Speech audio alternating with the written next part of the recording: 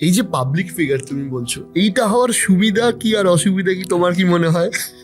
দেখো, সুবিধা তো একটা, যে সুবিধা বলবো না, একটা জিনিস তো এটা আমি চেয়েছিলাম, ইট ওয়াজ মাই ড্রিম।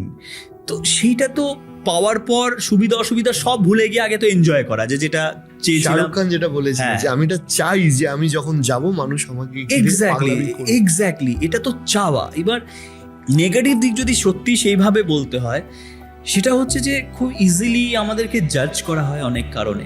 মানুষের না একটা অদ্ভুত এক্সপেকটেশন থাকে আমাদের প্রতি, হ্যাঁ। যেইটা রাখতে রাখতে অনেক মানুষে ভুলে যায় যে আমরাও মানুষ, আমাদেরও কিছু কিছু ইনসিকিউরিটিস আছে, আমাদেরও ফ্যামিলি আছে।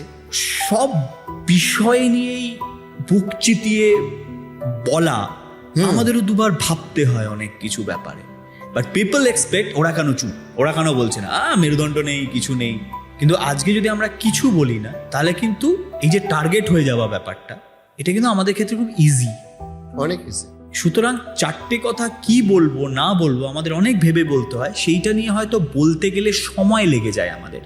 সমস্ত পয়েন্টে to fight against the establishment, সেটা সহজ না। কিন্তু এই যে সহজ নয় যেটা তুমি বললে, এইটা একটু বোঝে কম মানুষ আমাদের প্রতি, যে আমাদের ক্ষেত্রেও কিন্তু সহজ নয়।